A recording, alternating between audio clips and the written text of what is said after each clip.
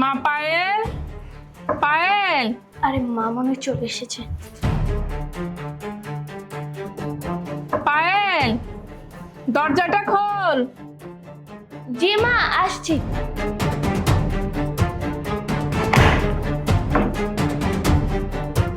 কি রে মা, দরজা খুলতে এতক্ষণ লাগে? আর ডিসাপ চেঞ্জ করিস নে? আসসালামু আলাইকুম। ওয়ালাইকুম সালাম। কেমন আছো তুমি? এই তো আলহামদুলিল্লাহ ভালো। আপনি ভালো আছেন? হ্যাঁ, আমিও ভালো আছি। তোমার তো বিকালে আসার কথা। যাই হোক, আসছো ভালো হয়েছে। একটু উপরে আসো, তোমার সাথে আমার কিছু কথা আছে। আর মা, তুই স্কুল থেকে এসে ড্রেস চেঞ্জ করিস নে? ড্রেসটা চেঞ্জ করে তারপর পড়তে বয়। হ্যাঁ,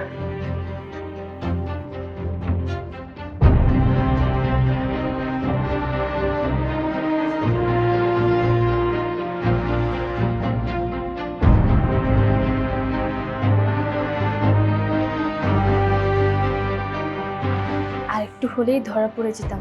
আল্লাহই জানে মা দেখছে নাকি। না না, তোমার আম্মু কিছুই বুঝতে পারে না। আচ্ছা, তোমার আম্মু আমাকে কেন জানি ডাকছে উপরে। আমি একটু দেখে আসি। হ্যাঁ, আর তুমি ড্রেসটা চেঞ্জ করে তারপর পড়তে বসো। হ্যাঁ, আমি গিয়ে দেখছি।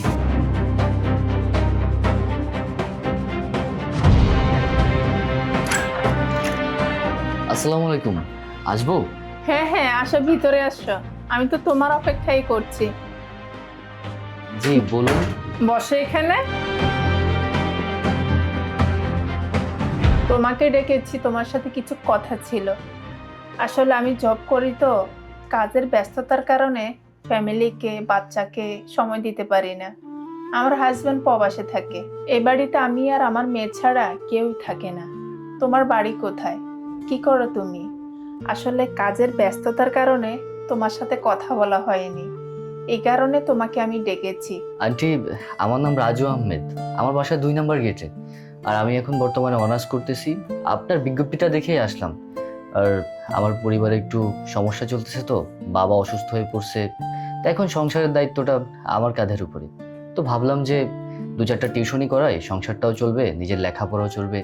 এই কারণে আর কি আপনার বাসাতে আসা। ও আচ্ছা, বুঝতে পারছি। আর তুমি আমাকে আন্টি ডাকছো কেন? আমাকে কি আন্টির মতো দেখা যায়? না না, সমস্যা নেই। আপনি যেটাই ডাকতে বলবেন আমি সেটাই ডাকবো। আমার একটা মাত্র মেয়ে। আমার হাজবেন্ড দীর্ঘদিন যাবৎ প্রবাসে পড়ে আছে। আসলে আমি বিজ্ঞপ্তি দিয়েছি এজন্য, একটা ইয়াং টিচার যদি রাখি, আমার মেয়েকে পড়ালো, আর এর ফাঁকে ফাঁকে আমাকেও সময় দিল, তাহলে আর কেউ সন্দেহ করবে না। নাও নাও পানি। Thank you. দেখুন, এখন আমার ফ্যামিলির অবস্থা খুবই খারাপ। পুরোটা প্রেশার আমার উপরে, তাই 2-4 টিউশনই করাচ্ছি আর কি। কিন্তু আপনি যা বলছেন, এরকম হলে তো আসলে আমার পক্ষে টিউশনই করা সম্ভব না। আরে, তুমি কি বলছো? তুমি এখানে টিউশনি করাবে না মানে? শোনো, আজকে থেকে তুমি শুধু আমার মেয়েকে পড়াবে। অন্য কোথাও তুমি পড়ানোর প্রয়োজন নেই। তুমি তো টাকার জন্য টিউশনি করাচ্ছ। আমার হাজবেন্ড লক্ষ লক্ষ টাকা পাঠায়, তাহলে আমি তোমাকে টাকা দিলে তোমার সমস্যা কি? তুমি তো টাকার জন্য টিউশনি করাচ্ছ। আমার হাজবেন্ড লক্ষ লক্ষ টাকা পাঠায়, তাহলে আমি তোমাকে টাকা দিলে তোমার সমস্যা কি? আরে এই ছেলে, তুমি কি ভাবছো? আমার কথায় তুমি রাজি হয়ে যাও। রাজি হয়ে গেলে তোমার শুধু টাকা আসতেই থাকবে, টাকা আসতেই থাকবে। তোমার অভাব থাকবে না, ঠিক আছে? আর তুমি চিন্তা ভাবনা করে দেখো। দেখুন, আপনি আমাকে একটা দিন সময় দিন, আমি আপনাকে ভেবেচিন্তে জানাবো। আরে ভাবার কি আছে? আমার কাছে টাকা আছে, কিন্তু সুখ নেই। সুখ আমি তোমার কাছ থেকে টাকা দিয়ে কিনে নেব। হ্যাঁ, আমি আপনাকে ভেবেচিন্তে জানাবো, কেমন? আচ্ছা ঠিক আছে, তুমি চলে এসো। এত ভাবার প্রয়োজন নেই।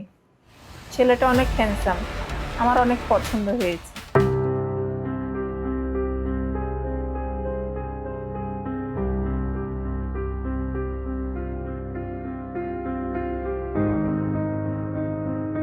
আরে আপনি কি চলে যাচ্ছেন নাকি? হ্যাঁ, ওই চলে যাচ্ছি। আমার শরীরটা আসলে আজকে ভালো লাগছে না, তো তাই চলে যাচ্ছি। আচ্ছা, তুমি থাকো, তোমার সাথে আমার কালকে স্কুলে দেখা হবে, কেমন? আসি আমি। আর কি ব্যাপার, ওর মন খারাপ, মা কি কিছু জেনে গেল নাকি? ও কি আর আমাকে টিউশন পড়াবে না? না, মার সঙ্গে একটু কথা বলে আসি। মা, ও মা, ও তুমি এখানে? বলছি উনি চলে গেল, আমাকে পড়াবে না? ও স্যার তারা আছে তো, স্যার আজকে চলে গেছে, কালকে থেকে ঠিকভাবে এসে পড়াবে। আচ্ছা ঠিক আছে। শোন, ফ্রেশ হয়ে নে, খাওয়া দাওয়া করবি। কতক্ষণ আর বসে থাকবো? এখনো আসছে না কেন? আজকে আর মনে হয় ও আসবে না, আমার মনে হয় বাসায় চলে যেতে হবে। পায়েল। ও তুমি আসছো? আমি অনেকক্ষণ ধরে তোমার জন্য ওয়েট করছিলাম। হ্যাঁ, আসতে একটু লেট হয়ে গেল। আচ্ছা, তোমার কি মন খারাপ? মন খারাপ কিনা জানি না, তবে ভালো লাগছে না। আচ্ছা, এইখানে অনেক গরম, চলো ওই দিকটাতে যাই।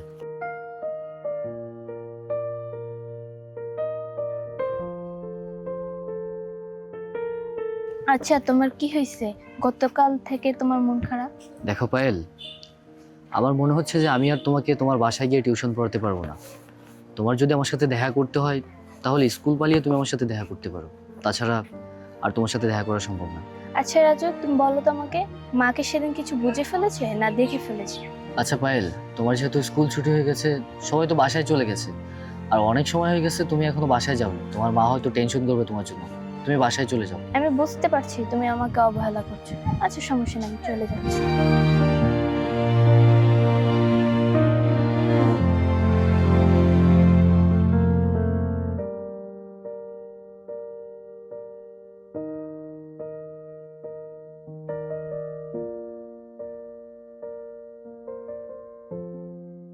না, আমি আসলে কিছুই বুঝতে পারছি না কি করব। আমি কি প্রস্তাবটাতে রাজি হয়ে যাব? একদিকে বাবার চিকিৎসা, আসলে টিউশনি করিয়ে এতগুলো টাকা আমার পক্ষে জোগাড় করা পসিবল না। আমি কি করব? রাজি হয়ে যাব নাকি? ভাইয়া ভাইয়া দাঁড়াও না, তোমার সাথে আমার কিছু কথা আছে। কি কথা কবি ক? ভাইয়া ওই যে আব্বার ওষুধ শেষ হয়ে গেছে, ওষুধ আনতে হবে। আর ওই ঘরে চাল ডাইল কোনো কিছুই নাই, বাজারও করতে হইব। তুমি আওয়ার সময় আব্বার জন্য ওষুধ আর চাল লই আইও। পারতাম না আমি, আমাদের টাকা পয়সা নাই, নিজের পড়ালেখার খরচ চালাইতে পারতাছি না, আর এদিক দিয়ে তোর পড়ালেখা বন্ধ হয়ে গেছে। আবার এখন এক কইতাছ ঘরে চাল নাই ডাইল নাই আব্বার ওষুধ, এত টাকা আমি পামু কই? আমার ভালো লাগে না সব প্যারা নিতে। ভাইজান তুমি যদি বাজার না করো তাহলে কেডা বাজার করতো কও? আর আব্বা তো অসুস্থ, আব্বা শ্বাসের রোগী। আব্বা যে বাইরে যায় কাম করে সংসারের জিনিসপত্র কিনে আনবে, সেইটাও তো পারবে না। ভাইজান তুমি এমন করো না, তুমি বাজার করে লই আইও আর আব্বার ওষুধ কিনা লই আইও, ঠিক এই দেখ, আছে? থাম, এত জ্ঞান জ্ঞান করিস না, আমার এসব ভালো লাগে না। পারতাম না আমি, কইছি না আমার তো টাকা পয়সা নাই, দরকার হলে মানুষের বাসায় কাম করে যা, আমার আর এসব প্যারা মেরা দিবি না, সর। ভাইজান শুনো,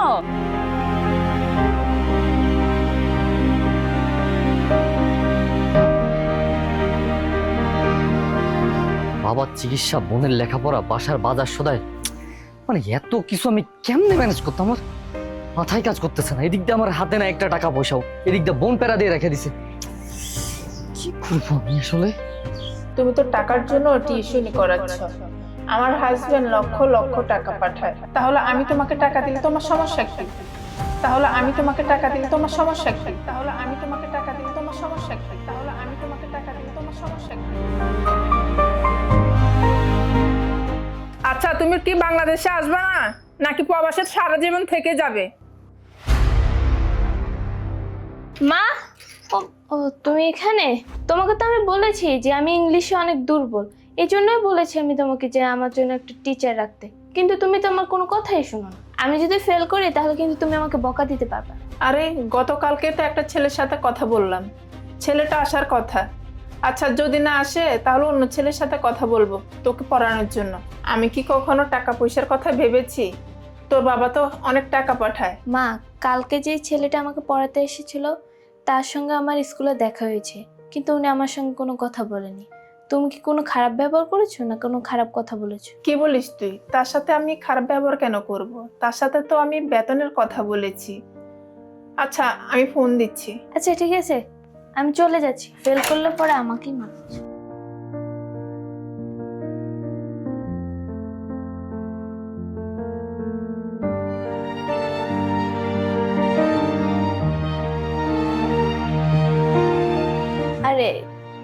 এখানে? তুমি তো বললে তুমি আর আসবে না। হ্যাঁ, ওই তোমার মার সাথে একটু কথা ছিল তাই আসছি।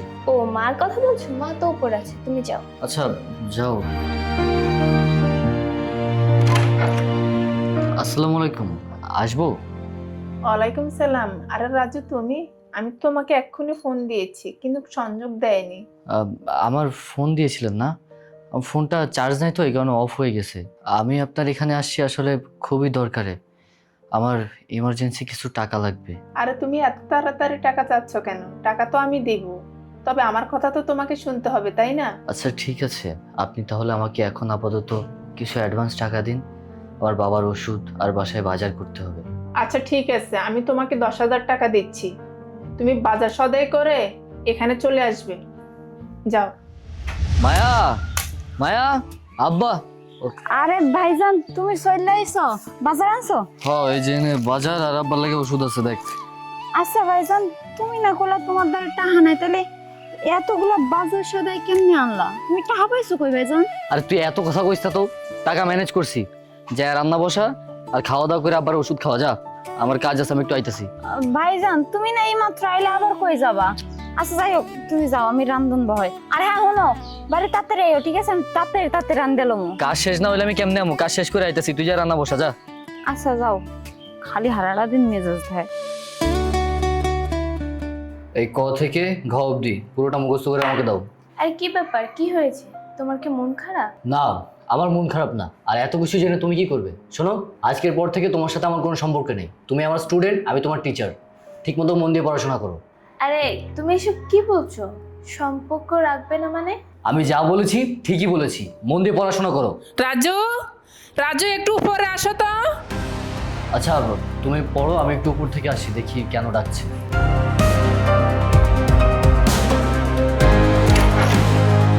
আপনি আমাকে ডেকেছেন? আমি তো ওকে পড়াচ্ছিলাম, ও যদি কিছু মনে করে আবার। হ্যাঁ, আমি তোমাকে ডেকেছি। আর ও কি মনে করবে? কিছুই মনে করবে না, তুমি বসো। আচ্ছা বলেন। আচ্ছা, তোমার সাথে আমার কি কথা ছিল, তুমি কি ভুলে গেছো নাকি? না, ভুলিনি। আচ্ছা, যদি না ভুলে থাকো, চলো না আমরা আমাদের কাজ শুরু করি। আচ্ছা ঠিক আছে চলেন, কিন্তু ওদিকে যে আপনার মেয়ে। আচ্ছা, তুমি ওর কথা চিন্তা করতে হবে না, ও কিছুই ভাববে না। আসো তো, আমরা আমাদের কাজ শুরু করি। আসো।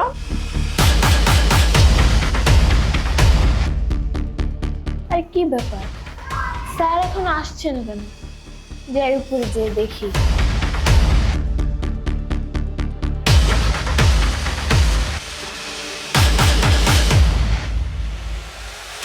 তার মানে আমার পিচের সঙ্গে আমার মার সম্পর্ক? এই বিষয়টা আমার বাবাকে জানাতে হবে।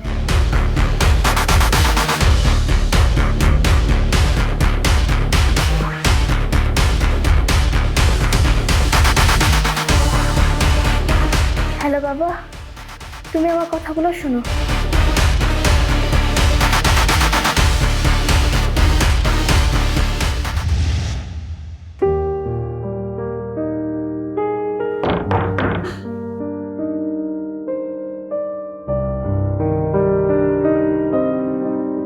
সারপ্রাইজ! আরে বাবা, তুমি কখন আসলে? এই তো এখন। মা কেমন আছিস তুই? অনেক ভালো বাবা। বসো, এখানে বসো। তুইও বস, তুইও বস। তুই এখানে বস, বস এখানে বস। আরে বাবা, তোমার আসতে কোনো সমস্যা হয়নি তো? না, আসতে আমার কোনো সমস্যা হয়নি, কিন্তু তুই যে ফোন করে কি এসব বললি? আমি যেটা বলেছি সত্যি কথাই বলেছি।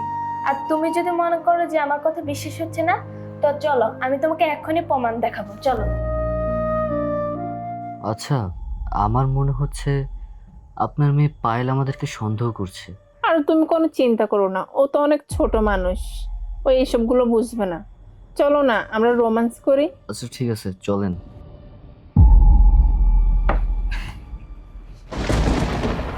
শিল্পী, এসব কি হচ্ছে? আরে তুমি আমাকে না জানিয়ে তুমি হঠাৎ করে দেশে চলে আসলে? হ্যাঁ আমি। কেন, আমি আসাতে কি তোমার প্রবলেম হয়ে গেছে? দেখেছো বাবা, আমি বলেছি না তুমি আমার কথা বিশ্বাস করনি। এখন নিজের চোখে দেখেছো, এখন বিশ্বাস করছো তো? ছি মা, ছি। তোমার মতো একটা মহিলাকে আমার মা বলতে ঘৃণা লাগছে। তুমি এরকম কাজ কিভাবে করতে পারো? ইয়ে মানে তুমি আমার কথাটা শোনো, আমি তোমাকে বুঝিয়ে বলছি সব। এই চুপ কর। তুই আমারে কি বুঝাবি? আমার নিজের চোখে যা দেখলাম সেটা কি তুই অস্বীকার করতে পারবি? তোদের সুখের কথা চিন্তা করে আমি দেশ ছেড়ে প্রবাসে গিয়ে দিনরাত কত মেহনত কষ্ট করেছি, আর সেই কষ্টের কথা তোদেরকে কখনো বুঝতে দেইনি। আচ্ছা শিল্পী, বলো তো তোমাকে আমি কোন জিনিসের অভাবে রাখছি? বাড়ি গাড়ি টাকা পয়সা স্বর্ণ অলংকার, বলো তো কোন জিনিসের অভাব তোমার? তারপরও তুমি পরকীয়ায় লিপ্ত হলে আমি তো তোমাকে বিশ্বাস করতাম, ভালোবেসে বিয়ে করেছি। আমাদের মেয়ে যখন তোমার পরকীয়ার ব্যাপারে বলে তখন আমি বিশ্বাস করিনি, কারণ আমি তোমাকে ভালোবাসতাম। কিন্তু তুমি সেই ভালোবাসার মূল্য দেওনি। তুই আমার মেয়ে টিচারের সাথে পরকীয়া করেছিস, সেটা দেখার পরও কি তোর সাথে আমি সংসার করব? না, তুই এক্ষুনি আমার ঘর ছেড়ে চলে যা। আর হ্যাঁ, আপনাকে বলছি, আপনি কিসের টিচার? আপনি ছাত্রীর মায়ের সাথে পরকীয়া করেন? হ্যাঁ, আপনার কি শিক্ষা দীক্ষা কিছুই নাই? আপনি শিক্ষকের নামে কলঙ্ক। মাস্টার সাহেব, যাবার আগে একটা কথা বলি, আপনাদের যে আজকে দৃশ্যটা দেখলাম না, সেটা দেখার পরে কোনো মানুষের মস্তিষ্ক ঠিক থাকবে না। মন চাইতেছে আপনাকে টুকরো টুকরো করে নদীতে ভাসিয়ে দিই, কিন্তু তারপরও মনকে শান্ত রাখছি, আপনাকে শিক্ষক হিসাবে মাফ করে দিলাম। আর হ্যাঁ শোনেন, ভালো হয়ে যান, একটা কথা মনে রাখবেন, আপনি আমার স্ত্রীর সাথে যেটা করেছেন, অন্য কেউ যদি আপনার স্ত্রীর সাথে সেটা করতো তখন আপনার কেমন লাগতো? আপনার মতো দুশ্চরিত্রবান শিক্ষক যদি এই সমাজে থাকে তাহলে এই সমাজটাই নষ্ট হয়ে যাবে। এক্ষুনি আমার বাড়ি থেকে বের হয়ে যান, যান আমার বাড়ি থেকে বেরোন। দাঁড়াও বাবা, ওনার সঙ্গে আমার কিছু কথা আছে।